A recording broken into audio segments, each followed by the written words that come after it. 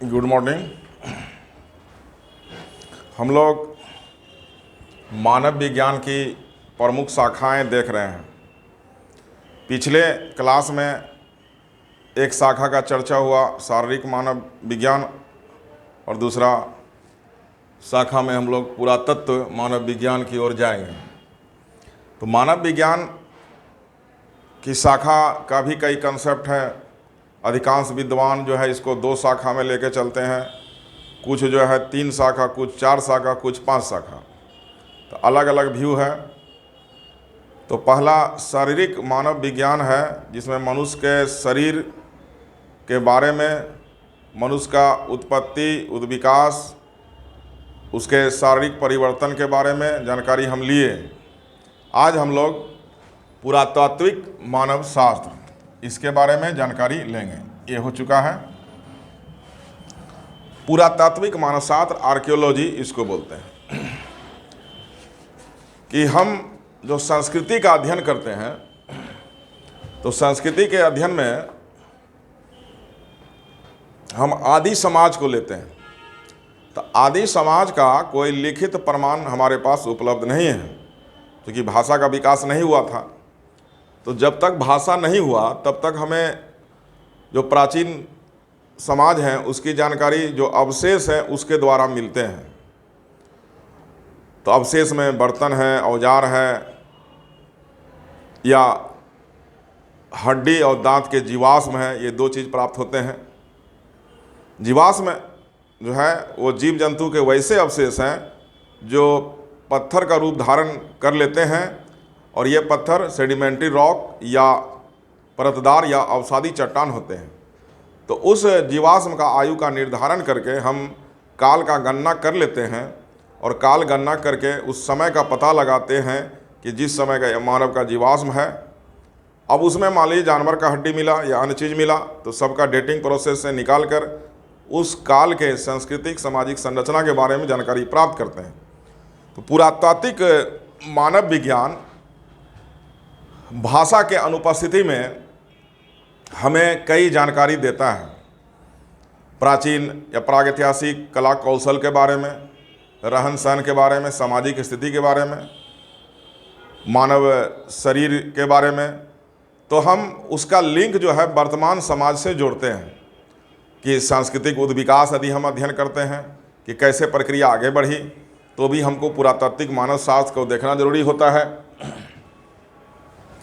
पुरातात्विक मानव शास्त्र की जब हम लिखित साहित्य हमारे पास नहीं है जिस काल का, उसके बारे में जानकारी प्राप्त करने के लिए इस शाखा का हम सहारा लेते हैं, जिसमें हम संस्कृति की उत्पत्ति, उद्विकास या संस्कृति का पतन का कारण भी हम जान सकते हैं। जब भाषा नहीं है तो उसके बदले एक सहारा मात्र बचता है जीवाश्म और अन्य भौतिक अवशेष, या जो कलाकृति बनाया गया है उस अवशेष का हम आकलन करके, तो आकलन हम carbon dating, uranium dating, radium dating, कई तरह का डेटिंग है, एरिबल फोटोग्राफी, डेंड्रोक्रोनोलॉजी, ये टेक्नोलॉजी है जो आर्कियोलॉजी में यूज होता है। कार्बन डेटिंग से जीवाश्म का, पत्थर पहाड़ का आयु जानने के लिए हम यूरेनियम डेटिंग यूज करते हैं। तो इस विधि से हम डेट जान लेते हैं, और जो औजार हमें मिलते हैं उस औजार के काल निर्धारण, चूँकि औजार संस्कृति का एक प्रमुख भाग है और इतना इम्पोर्टेंट भाग है कि उस औजार के मटेरियल के आधार पर ही इतिहास में सांस्कृतिक काल को बांटा गया है। पाषाण काल, ताम्रकाल, कांस्य युगीन सभ्यता, लौह युगीन सभ्यता, यानी औजार का ये मटेरियल है। तो औजार एक संस्कृति है, इसमें हम बांट दिए। अब ये पुरातात्विक अध्ययन करने से हमको आदि संस्कृति के बारे में पता चलता है, जिसका संबंध हम वर्तमान संस्कृति से स्थापित करने में सक्षम होते हैं, और आदि संस्कृति और वर्तमान संस्कृति का तुलनात्मक अध्ययन भी करते हैं।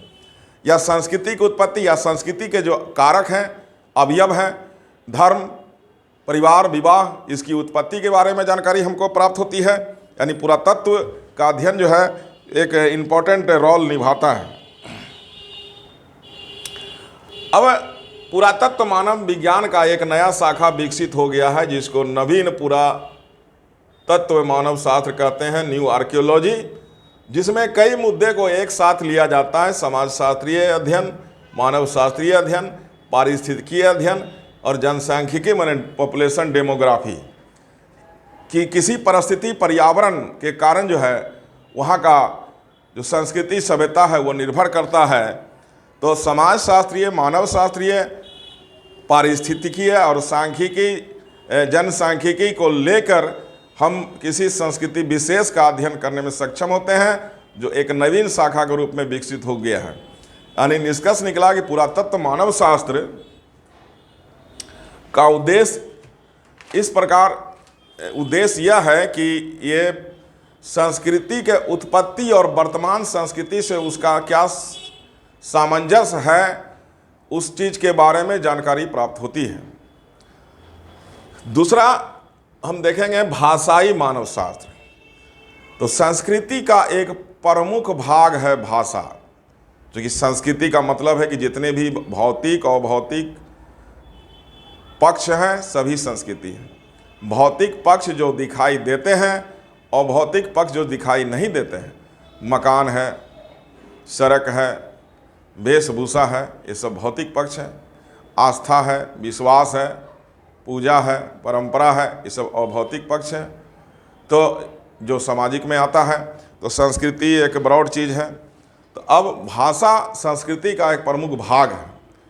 तो भाषा की उत्पत्ति, विभिन्न भाषाओं की विभिन्नता, तो वर्ल्ड में कई भाषाएं हैं उसके बारे में जानकारी, भाषाओं के बीच क्या संबंध है, भाषाओं के विभिन्नता से फिर संस्कृति का क्या संबंध है, और भाषा में केवल जो आज का लैंग्वेज वो भाषा नहीं, सांकेतिक भाषा जिसका कोई लिखित साहित्य उपलब्ध नहीं है, या चित्रात्मक लिपि के रूप में हो, या कोई भित्ति चित्र के रूप में हो, या मोहर के रूप में हो, तो उसका अभिव्यक्ति को हम लोग जानने का प्रयास करते हैं, जिससे उस समाज के संस्कृति के बारे में जानकारी मिलती है।